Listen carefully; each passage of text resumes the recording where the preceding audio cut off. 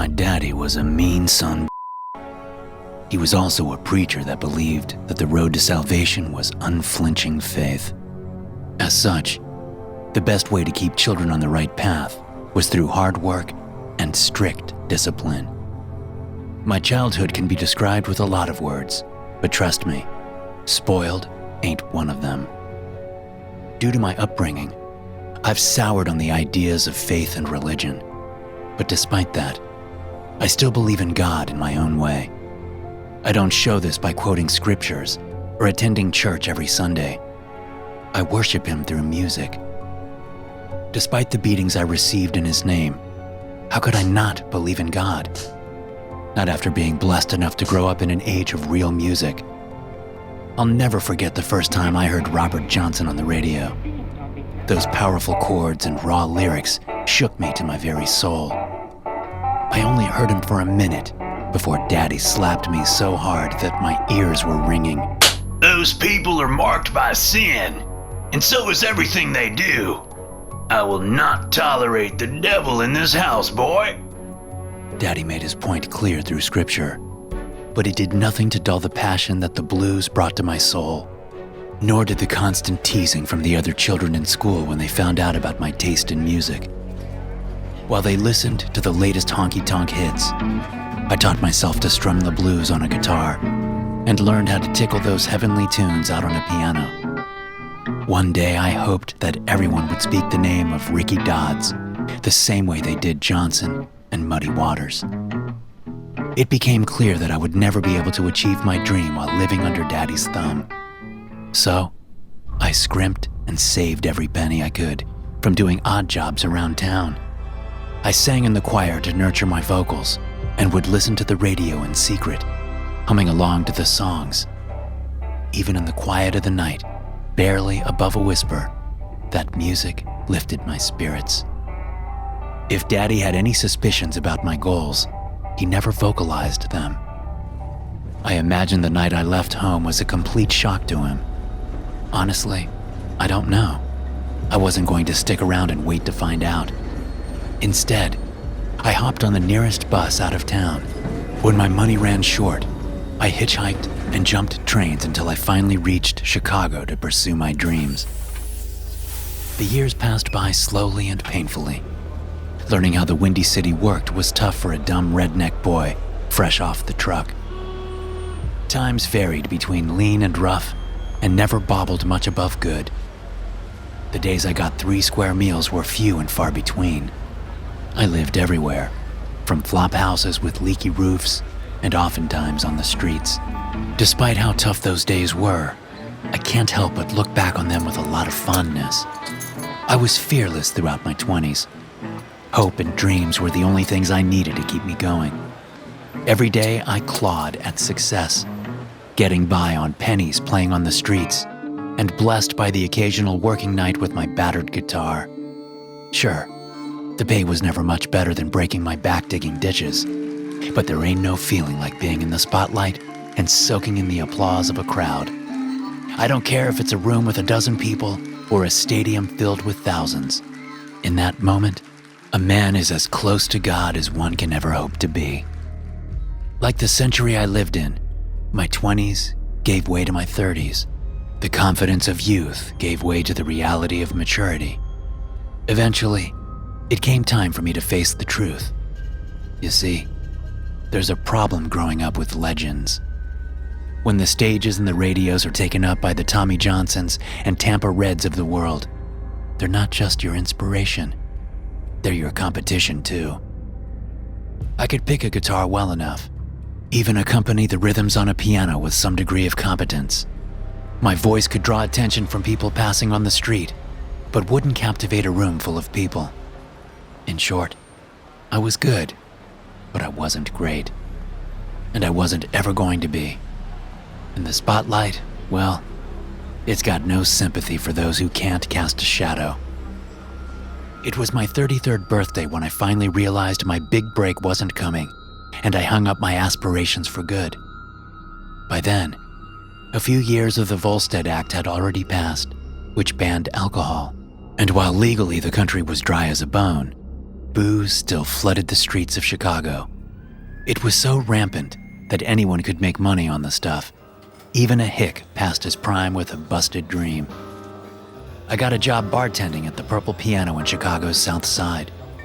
You'd never know Prohibition or Black Friday were a thing within those doors. People would dance and drink the night away. The owners were Italian, but the music was always blues or jazz. Despite the beatings and teasing I had received growing up, the music had broken through the color barrier. Black performers packed the seats with all-white crowds. Tolerance is distance-based, though, I guess. Fancy white folks don't mind color from a distance. Not when they're a safe distance away from them on stage or through the speakers on the radio. They also don't mind them waiting on them and cleaning up their messes, but apparently, they've got a problem with them handling their food and drinks. This is why the other bartenders and I were the only white faces that worked at the Purple Piano. I often received decent-sized tips from the customers, but in truth, I had more in common with my coworkers. I'd rather listen to them talk about music and their day than hear the white rich people complain about problems that I wish I could afford. Still, I pocketed their money all the same.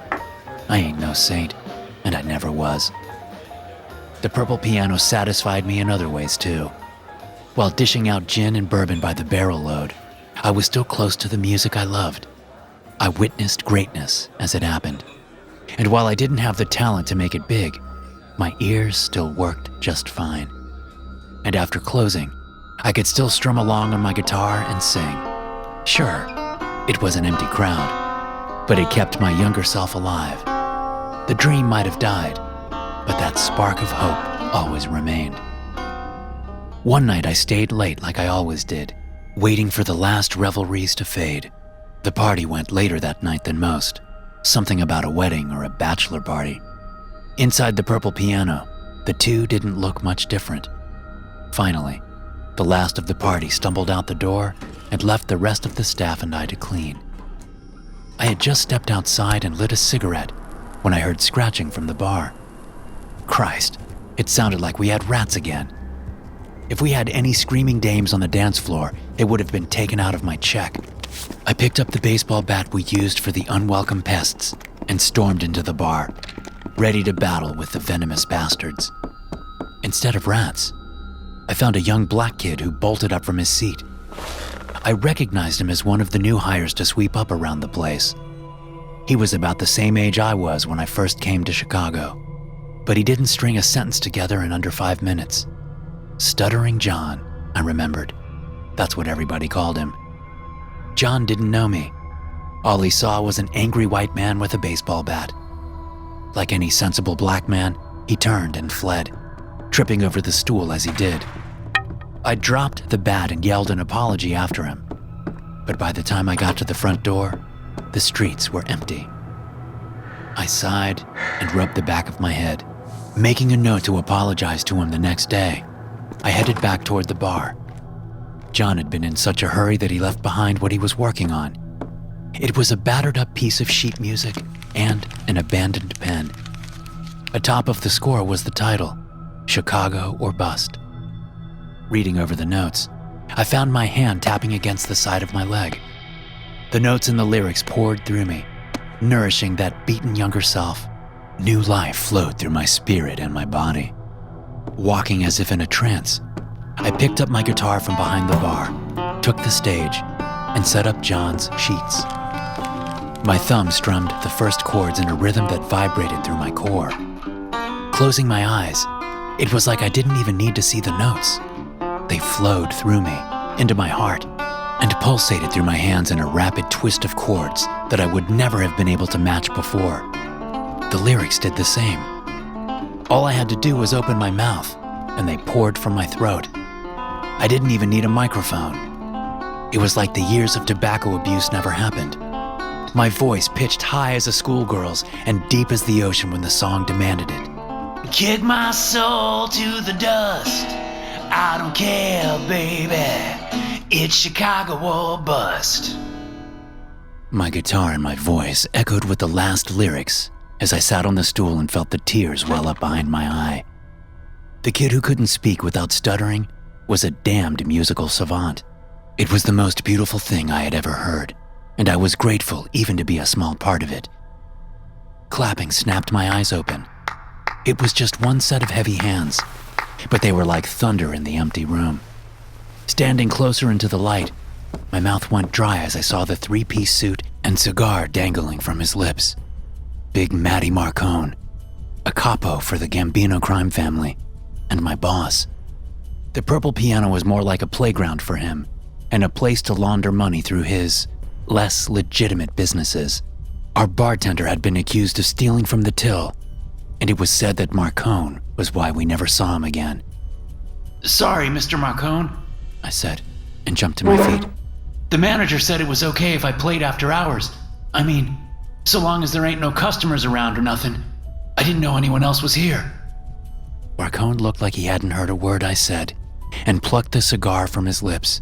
That was beautiful. He stressed each syllable in the word. What's your name, kid? I doubted I was 10 years younger than Marcone, but I wasn't going to correct him. Ricky, sir. Ricky Dodds. Good name. I mean, not Italian, but hey, nobody's perfect, right? Marcone barked at his joke, and knowing that he was a man you didn't want to disagree with, I laughed along with him and made sure to cut it just as soon as he did. We had an act call in sick. You interested in headlining tonight, Ricky Dodds? My eyes widened. I had been on stage, even accompanying some great names before they made it big. But it was always off to the side, never in the spotlight, and never in a venue as big as the Purple Piano. I couldn't believe it, and I couldn't find the words. How could I achieve something like this after giving up on my dreams?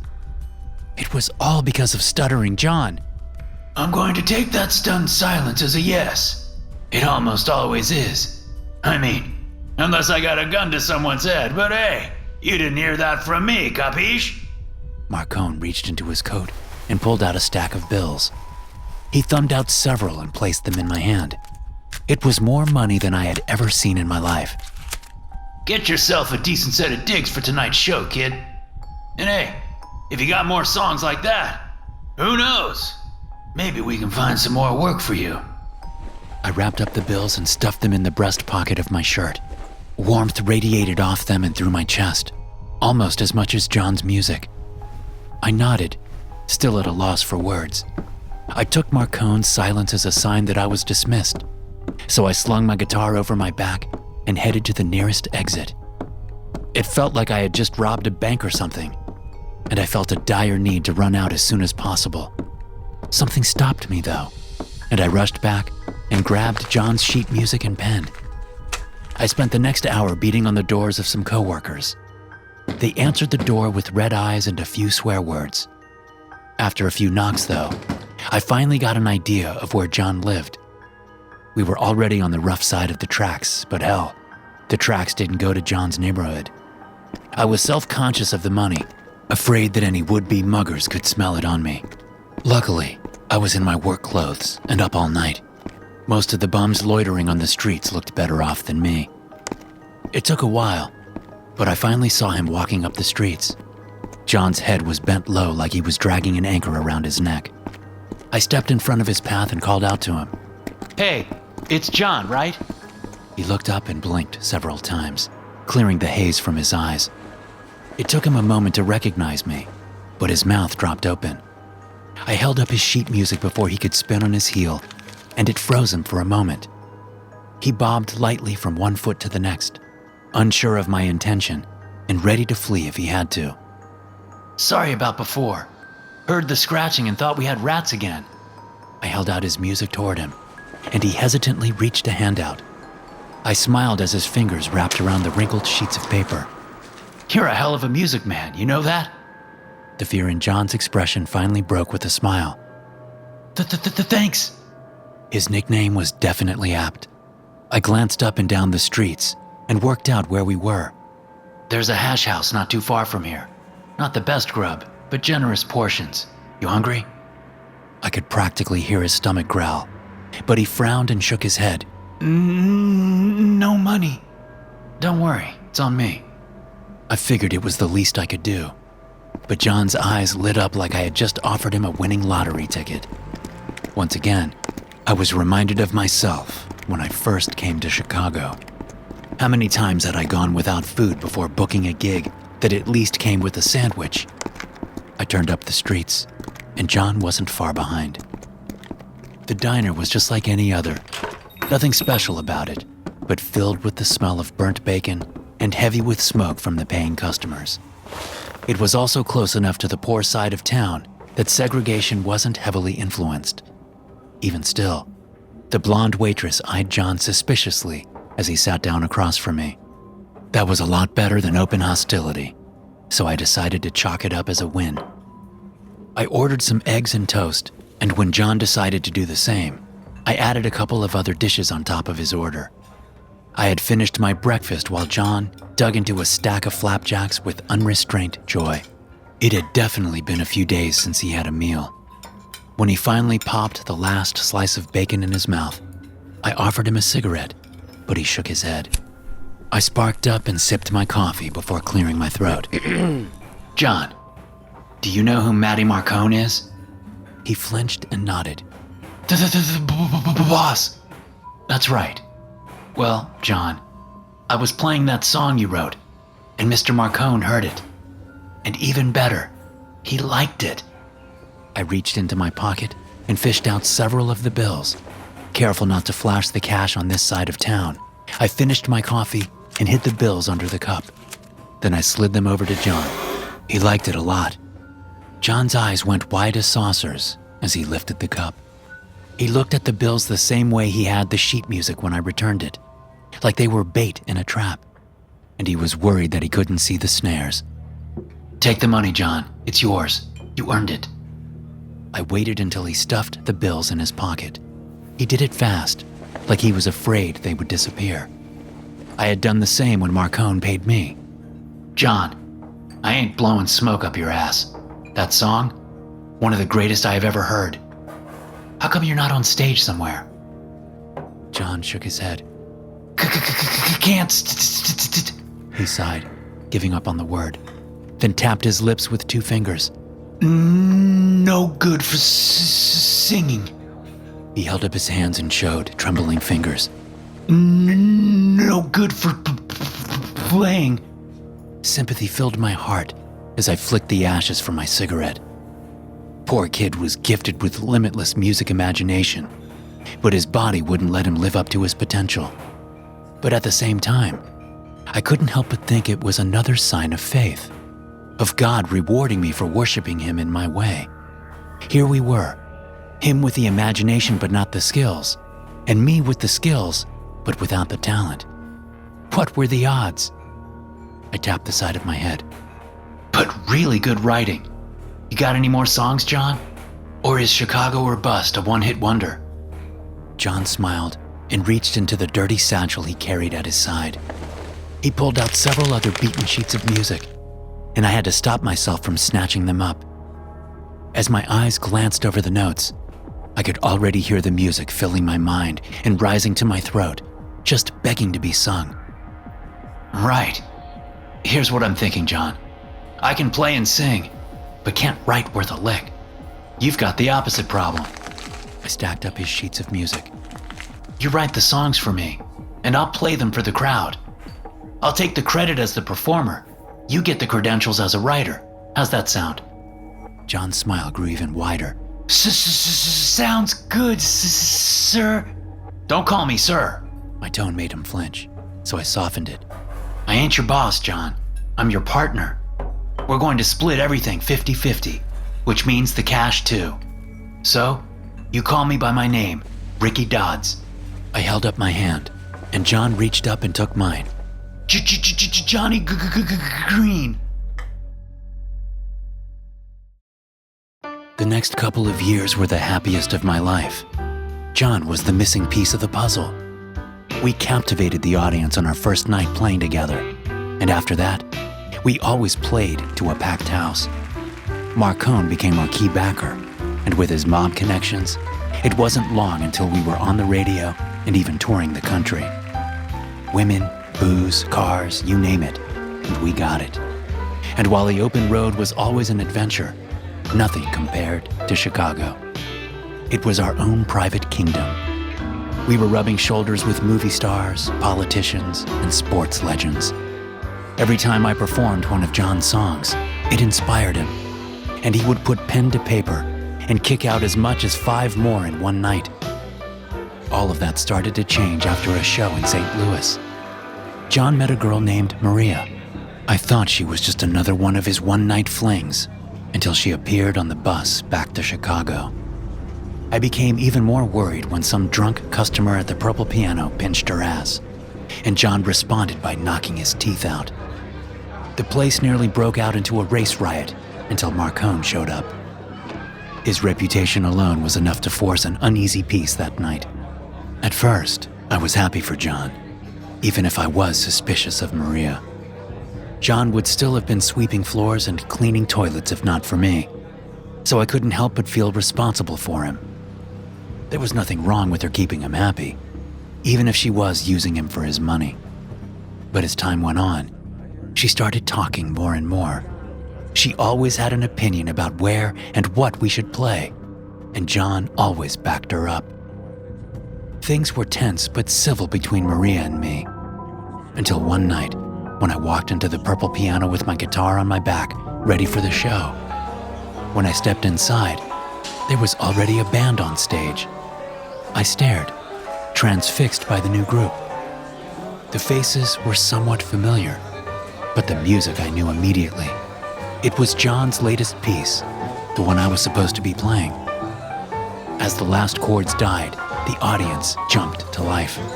Applause filled the room like thunder in a never-ending storm. The lead singer walked up to the microphone, his smile dazzling even under the bright spotlight. Thank you, fine folks. Now let's give a big hand to the man who wrote that pretty little ditty, Johnny Green. The crowd burst into applause again as John stumbled onto the stage. He waved awkwardly at the crowd while I parted my way forward. Maria stood near an empty table, her hands flashing as she clapped until I snatched her by the wrist. "We need to talk." She yanked her hand from my grip, but locked a steely gaze with me as if she had been waiting for this moment. My anger boiled in my veins as she led the way forward, parting through the crowds and out into the alley where I used to take my smoke breaks as a bartender. My hands shook so bad it took 3 tries before I sparked a match and brought it to my lips. As I exhaled smoke, Maria just stood there with her arms crossed. "You uppity bitch," I spat. "I know this is your doing." She frowned. "Did you recognize the band, Ricky?" I pointed a finger into her chest. "Don't think you can replace me with a bunch of scabs, you..." "The kitchen staff," Maria said. "Each of those boys are cooks or dishwashers." I stared at her and then shrugged. "And? Purple Piano was filled with musicians looking to make their big breaks. Hell, that's where John and I..." "I know the story." She held up her hand. "But no, those boys never picked up an instrument before tonight. Hell, the guitarist only has one good arm. But they're playing as well as you ever did. Better even. Why do you suppose that is?" I stomped out my cigarette. "You're full of shit." "Am I? Think about it, Ricky. You came out and tried to make it big, but you never did. Why all the success now? You think you suddenly improved after years working behind the bar?" Pride made me refuse to give her the point, but the doubt that I had for years suddenly grew louder. John was my missing piece, the songwriter I needed to get by. If it weren't for him, I'd be nothing. But at the same time, he would be nothing without me. Wouldn't he? "Face it, Ricky. You're no different from any other white boy in the blues, making it big off the sweat of talented black men." "Bite your fucking tongue," I growled. "I always treated John right. He's my partner. Hell, he's my best friend. We split everything 50-50, always have." "Half?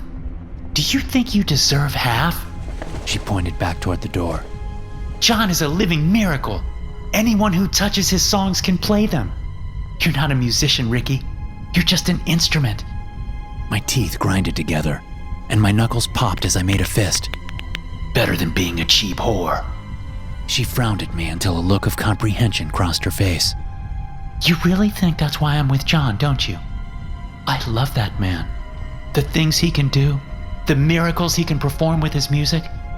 Being with him, it's the closest anyone can be to being with God. Her sincerity shocked me. She meant every single word of what she was saying. But it was only a bucket of water against my raging inferno of fury.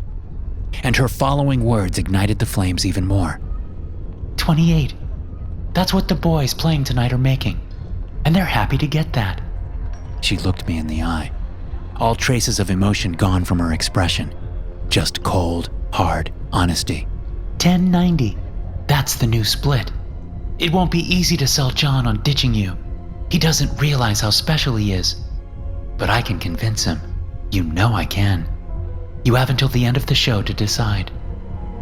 The next song, another one of John's that I hadn't heard before, started up.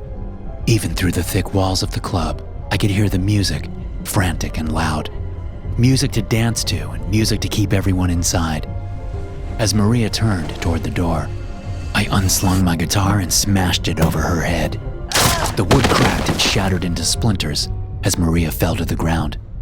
Blood poured from the back of her head, but her back still rose and fell. Pulling the strings from the guitar, I wrapped the ends of all 5 across the palms of my hands. They cut into my flesh as I wrapped them around Maria's throat and pulled them tight. I had come too far to accomplish my dreams. I couldn't let her take it away from me. I couldn't let her take John from me. After a long minute, she stopped struggling, and her kicking legs slowed, then went limp.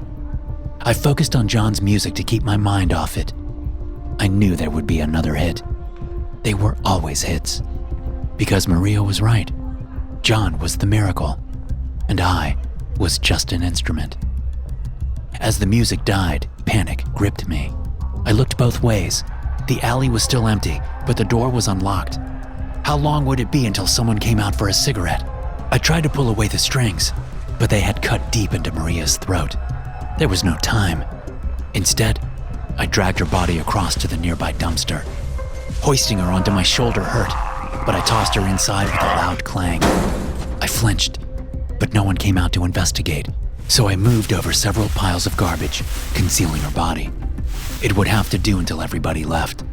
My feet slumped and tripped over themselves as I returned to the front of the club. I was only vaguely aware of the world around me. I knew the lights of passing cars were traffic, but the sounds of people going into and out of the club was dulled by the pounding of my heart. Beyond that, the passage of time was measured only through the number of cigarettes I smoked, one right after the other. Ricky? What are you doing out here? John's voice snapped me back into reality. I turned around and saw him.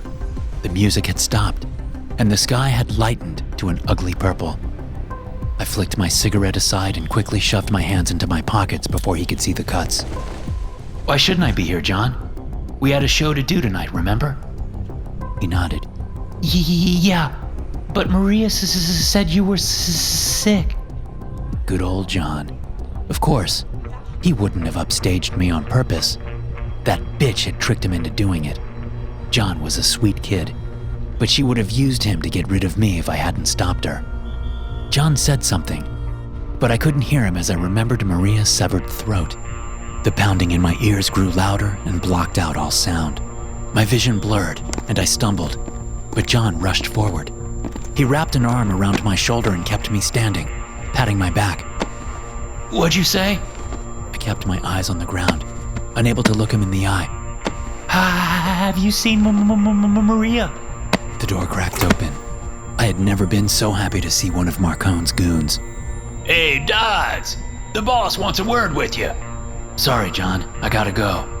You know we don't keep Marcone waiting. Probably planning our next tour. John opened his mouth but then closed it. He never felt comfortable around Marcone or his men, and left me to deal with them. Assuming my answer was no, he turned and headed down the steps while I followed the goon inside.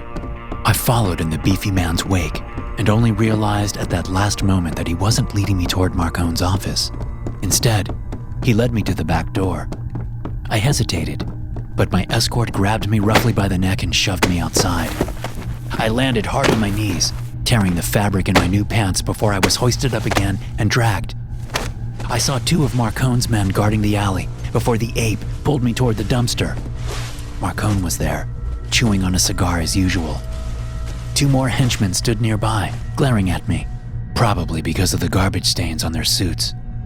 On the ground between us was Maria. Well, Dodds, Marcone pulled out his cigar. you better have a good goddamn reason for insulting me and my club like this. The words came spilling from my mouth in a desperate attempt to save my life. Most of what I said was the truth. I told him about Maria planning on replacing me with musicians who would work cheaper. I left out all the details about John's abilities.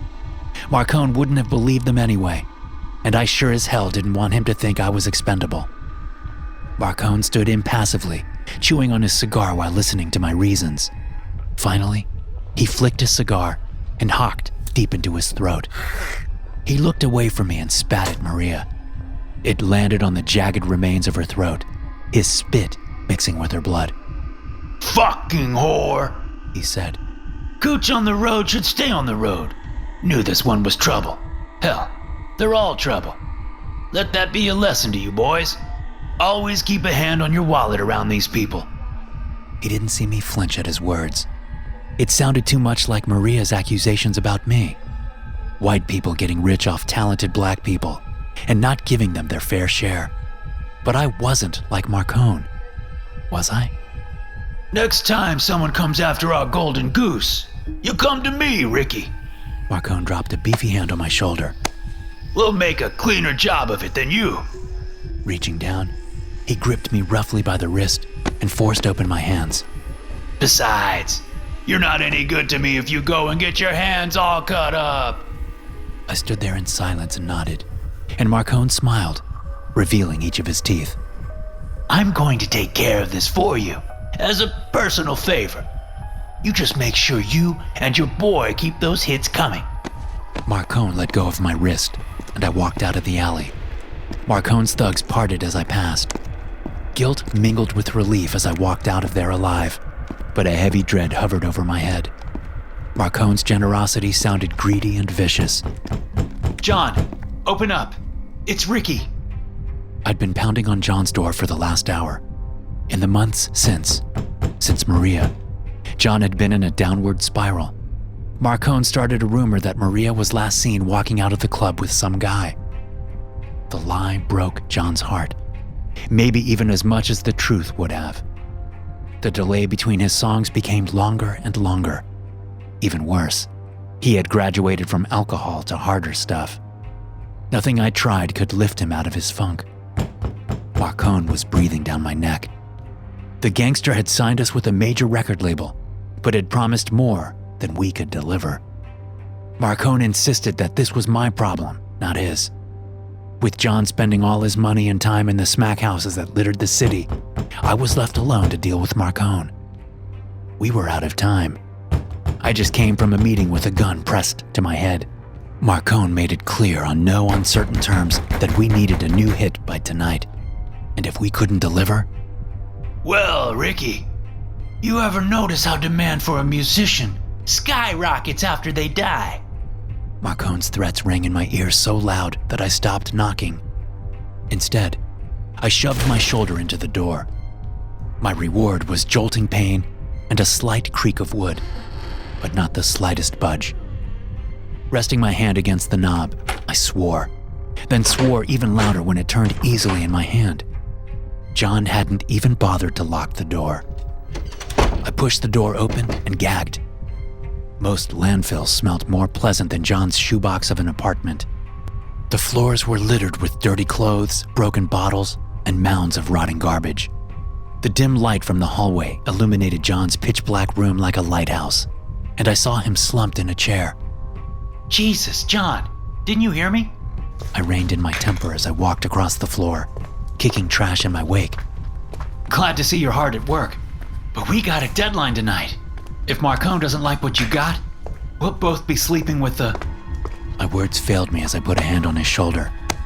Through the thin fabric of his shirt, I could feel his skin, ice cold and hard as a rock.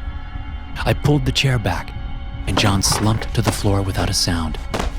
A piece of rubber was bound tight around his elbow, and a needle was jutting out of his vein. In his other hand was an old black and white picture of him and Maria. I recognized it as the one they had taken their second night together in St. Louis. Oh, John, no! I wiped away the tears that were tinged with sorrow and rage. You stupid son of a bitch! You've killed us both! After all I did for you! There's plenty of fish in the sea! Haven't I been saying that for months? Why couldn't you have just found a new squeeze? My foot lashed out and sunk into his ribs. Like with the door, all it did was hurt me more, both inside and out. Forcing my eyes up, I looked over the table. It was covered in sheet music. John's paper was always wrinkled from writing whenever inspiration struck him. Sometimes that even happened while he was sitting on the can.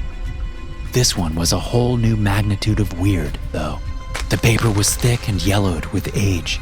The title at the top, On Mount Golgotha, was unfamiliar, as was the handwriting on the first sheet of notes.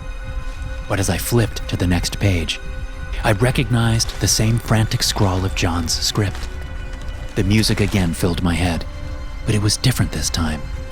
It had an undercurrent of the same deep and long blues tunes, but filled with a chorus of dozens of musicians. I slumped into the chair, picked up John's pen, and started writing. Certainty ballooned me as the notes and lyrics filled the page. Maria was wrong. I wasn't some talentless hack who mooched off John. I was a goddamn musician. I would finish this score for John and I, and it would be our greatest accomplishment. I would dedicate the song to John, and he would live on forever in this song. Time froze as I filled page after page, but something felt wrong. And then it hit me as the lyrics echoed in my head. Since you've been gone, baby, I'm out of my mind. Nothing will ever feel like home. I'm alone, and this song bleeds for you. The song was alive, and it needed sustenance to survive. Without thinking, I stabbed the pen through my wrist. I screamed as I writhed it about, grinding the hole larger until I used my veins like a pot of ink. The music grew louder as I wrote in my blood. I've been writing for hours now, and the song keeps getting better. It's nearly complete. My hands have grown pale, and my arms light. I ignore the fatigue as I raise the pen and plunge it into my other wrist. Just a few drops more. SCP-012 is a piece of handwritten musical score entitled On Mount Golgotha, part of a larger set of sheet music, and appears to be incomplete. The red and black ink, first thought to be some form of berry or natural dye ink, was later found to be human blood from multiple subjects. The first personnel to locate the sheet, Site 19 Special Salvage, had 2 members descend into insanity, attempting to use their own blood to finish the composition, ultimately resulting in massive blood loss and internal trauma. Following initial investigations, multiple test subjects were allowed access to the score. In every case, the subjects mutilated themselves in order to use their own blood to finish the piece, resulting in subsequent symptoms of psychosis and massive trauma. Those subjects who managed to finish a section of the piece immediately committed suicide, declaring the piece to be impossible to complete. Attempts to perform the music have resulted in a disagreeable cacophony, with each instrumental part having no correlation or harmony with the other instruments. Hey guys, thanks for listening. Be sure to subscribe to the podcast for more SCP stories like this one. You can also check out some more episodes from the SCP Experience podcast here. I'll see you in the next one.